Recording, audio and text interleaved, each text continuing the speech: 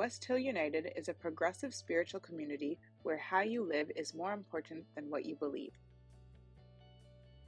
West Hill United is a people, a place, an idea.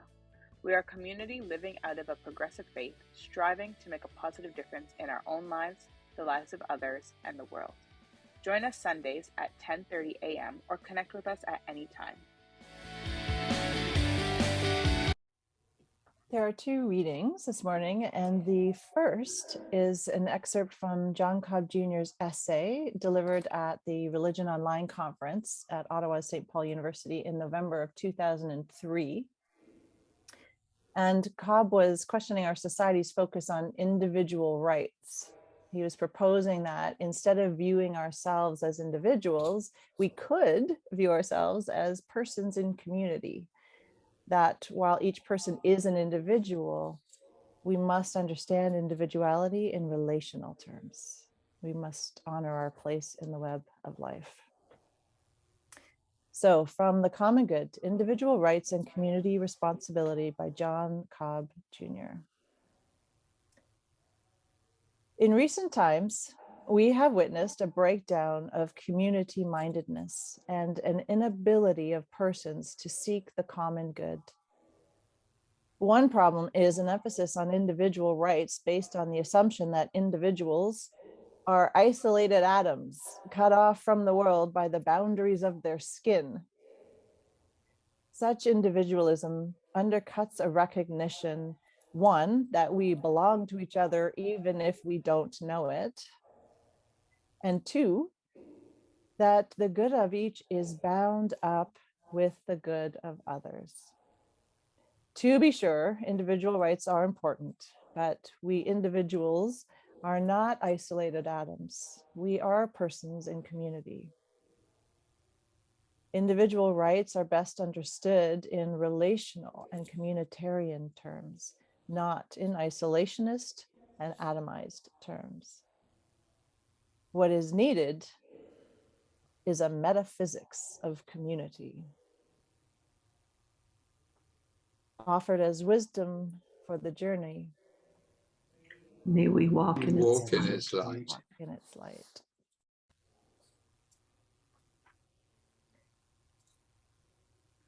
The second reading is David Whyte's poem, Everything is Waiting for You, which tells us that we are not alone. There's an amazing world out there that is not only calling you to participate in it, but is helping you get there. You are not separated from life, but instead an integrated piece of the web of life. So from Everything is Waiting for You by David Whyte. Your great mistake is to act the drama as if you were alone, as if life were a progressive and cunning crime with no witness to the tiny hidden transgressions. To feel abandoned is to deny the intimacy of your surroundings. Surely you at times have felt the grand array, the swelling presence, and the chorus crowding out your solo voice. You must note the way the soap dish enables you, or how the window latch grants you freedom. Alertness is the hidden discipline of familiarity. The stairs are your mentor of things to come. The doors have always been there to frighten you and to invite you. And the tiny speaker in your phone is your dream ladder to divinity.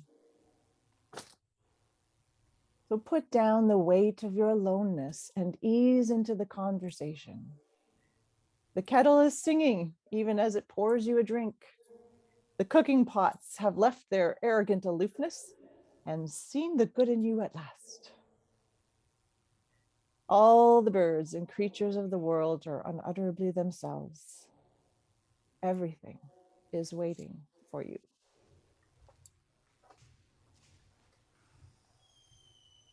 Offered as wisdom for the journey May we walk in its to light. its light.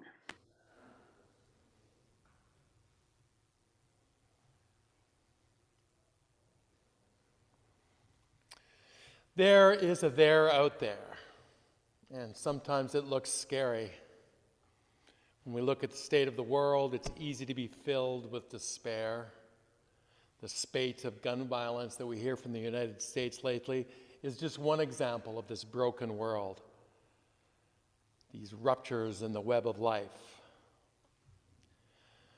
There have been more child graves found at former residential schools. The war in the Ukraine rages on, and the occupation of Palestine continues. It can be overwhelming, and it's difficult to comprehend even how we can be like this, how we can have a world like this. Why are we like this? Why is there so much suffering in the world? And it's even harder to understand in some ways when you think of the ways that our society has improved over the years. And one of the advancements has been human rights that we heard about in our reading just a moment ago. And as a trans woman, I feel this. 40 years ago, I couldn't imagine that I'd be able to live openly as myself. And by that, I mean I thought it was literally impossible, that it could not happen. And yet, here we are.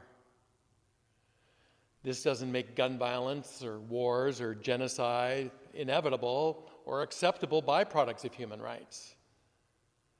But even as we see progress like this and in other ways, we still see a broken world, a web of life that has disease, a sickness in some of its strands. Some of the sections are in ill health. And the recent gun violence is but one example, but a telling example. Now, as I said earlier, I'm assuming that gun control laws are effective and also that there is this human tendency to violence. But we must not accept violence as integral to our society or even the human condition. There have been countless more peaceful cultures than modern-day democratic capitalism.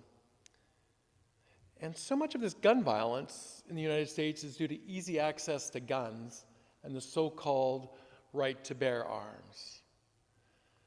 The argument is that an individual has a right to own a gun. It's their right as an individual.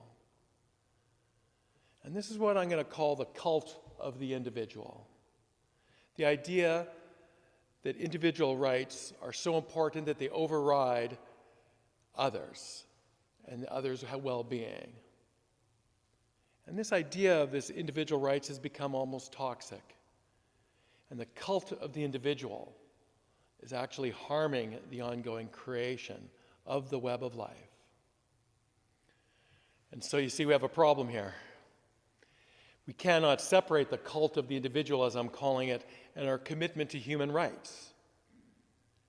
Even though increased human rights have helped countless people like me and others, and other trans women, and other ITLBGQA folk, and all kinds of oppressed people, there's a possibility that human rights are more limited than we think.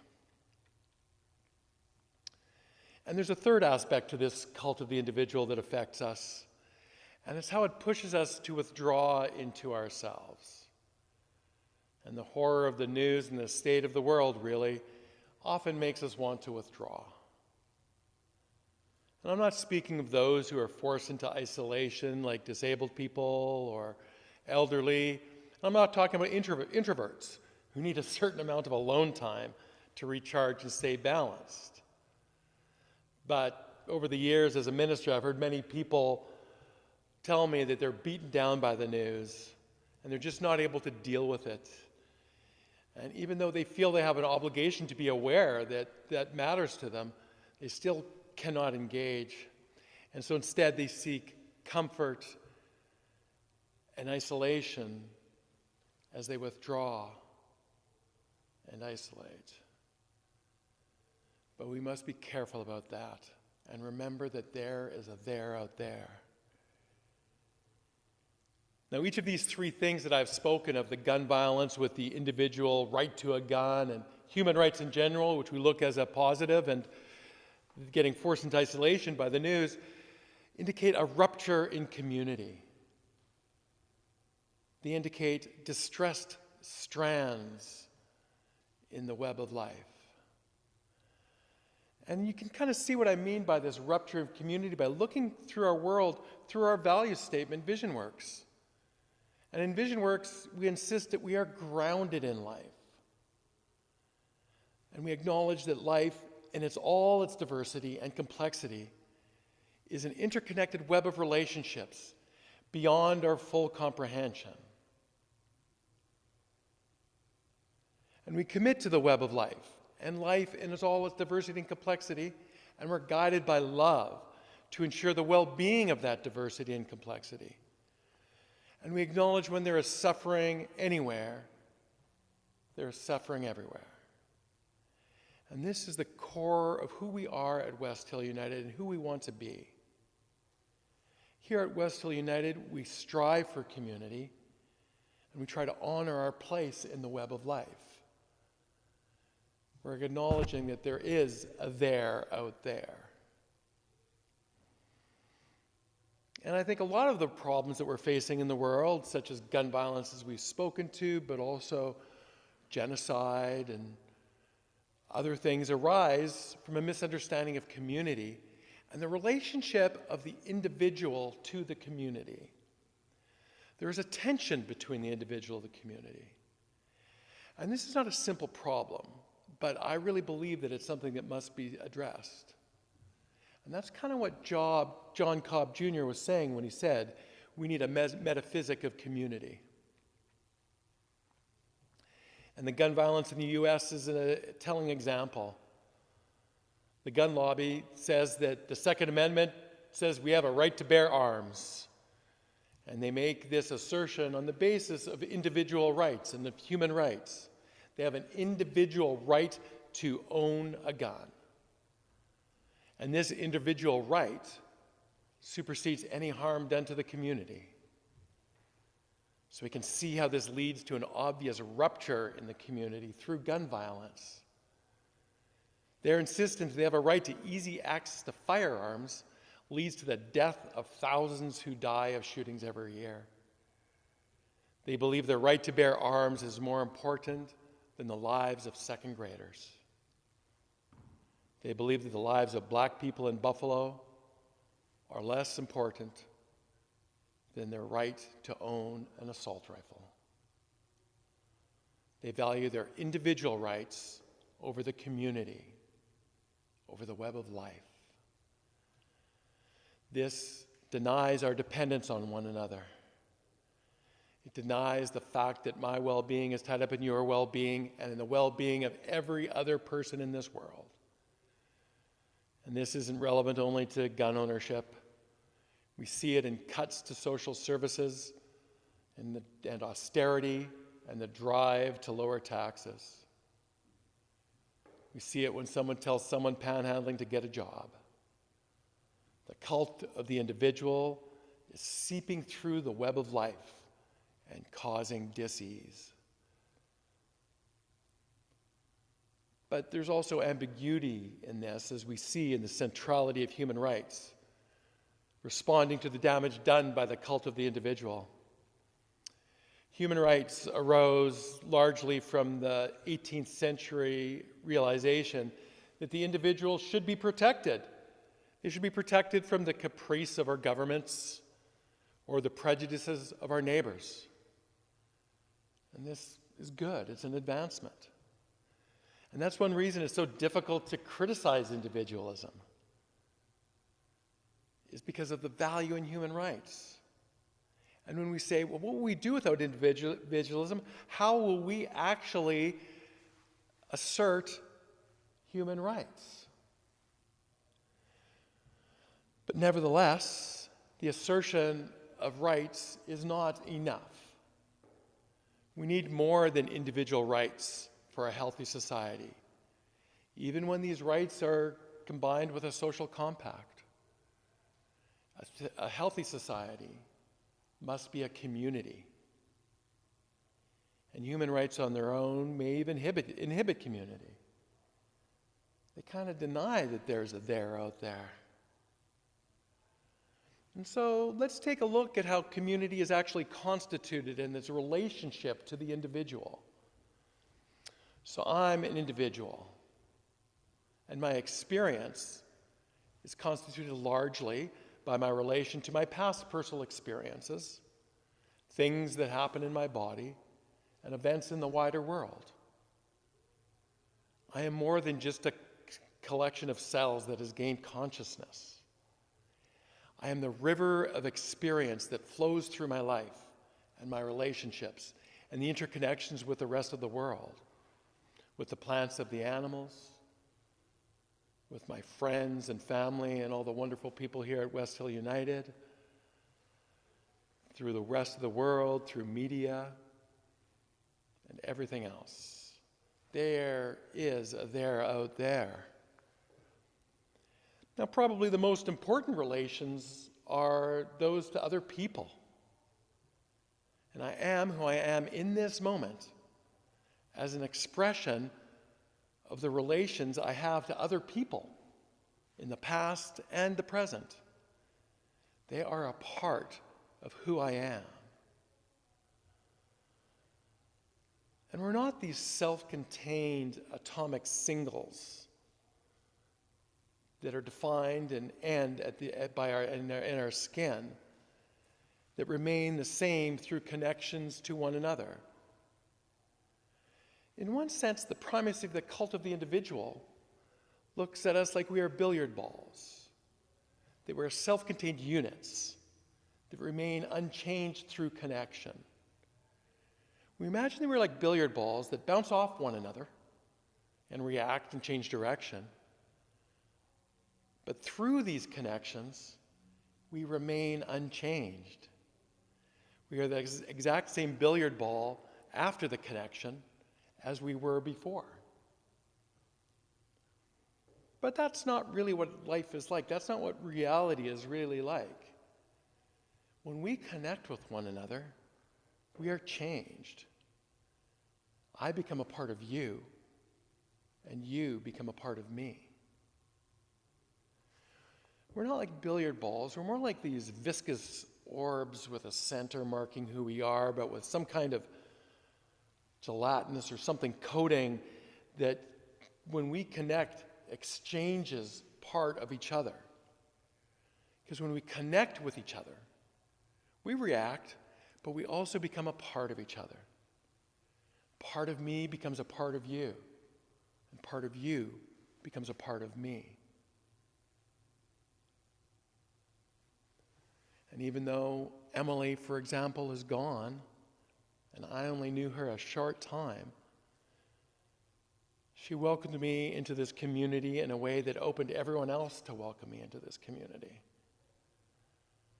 Because of our connection, Emily will always be with me in a way. She is still a part of me. It doesn't end with the end of her corporeal body. There is a there out there. And note how this changes when we think of individualism. If we're a single billiard ball, if we're each a self-contained individual, remaining self-identical through our life, then the cult of the individual makes sense. It makes sense that we care for each other. It makes sense that we just don't even care for each other. And there's little gain for caring for your neighbor. We just care for ourselves.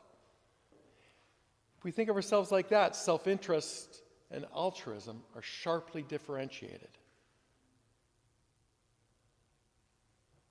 But if we don't look at people like that, if we look at people as the river of their experience, as a flow of experiences that are socially constituted, the question becomes quite different. Each momentary experience is what it is by what happened in the past. My humanity, my flow of experiences is entangled with your flow of experiences. Therefore, it doesn't make sense to be interested only in what happens to my personal future. the immediate influence on your life, your flow of experiences, is tangibly more important to me than the effects of my personal future, my personal distant future. And so when we understand our connectedness in the web of life this way, indifference to the effects of what's happening to our neighbors doesn't make sense. It doesn't make sense to not care what happens to our neighbors because it happens to us at the same time. And this is what John Cobb was talking about when he was talking about a metaphysic of community. Because a community is distinguished from other social forms by virtue of the way in which people enter into one another's lives. The most obvious example of this is the nuclear family. We internalize our parents and our siblings, and their influence is inescapable. And in the influence means flowing into. And in this metaphysic that we're speaking of, this is taken quite literally. The mother's experience flows into that of the child in infancy. And so do those of the father and the other family members. The child doesn't just first exist independently and then enter into relations. The child there is one who is largely constituted by these relationships. So we're connected. We're entangled. We can't separate ourselves from one another. We are not atomic singles. My individual well-being is tied up with the well-being of all the other individuals in the web of life. And so when we help others, when we give to others, we are helping the entire web of life, including ourselves. The work we do for others doesn't just help them. It helps everybody in the web of life. And we are honoring our dependency on each other. And that allows us to become more human, more whole, more alive. And sometimes, though, this is still overwhelming, and the horrors of the world force us into isolation. And that may be okay for a short moment. Maybe that's what we need for safety. But it's not the final answer. And we must always remember to connect. We must remember that there is a there out there. As David White said in his poem, your great mistake is to act the drama as if you were alone, as if life were a progressive and cunning crime with no witness to the tiny, hidden transgressions. To feel abandoned is to deny the intimacy of our surroundings. Surely even you at times have felt the grand array, the swelling presence, the chorus crowding out your solo voice. So there is a there out there. We don't end at the tip of our toes or the tip of our fingers. We are more than our bodies. We are not self-contained atomic ones. We are undeniable bursts of light, bursts of energy, entangling each other's in our lives. Grounded in life means being grounded in each other, grounded in the web of life. There is a there out there. It's us. It's the web of life. It's everything. And so put down the weight of your aloneness and ease into the conversation. The kettle is singing even as it pours you a drink. The cooking pots have left their arrogant aloofness and seen the good in you at last. All the birds and the creatures are unutterably themselves. Everything is waiting for you. Everything is waiting for you because there is a there out there.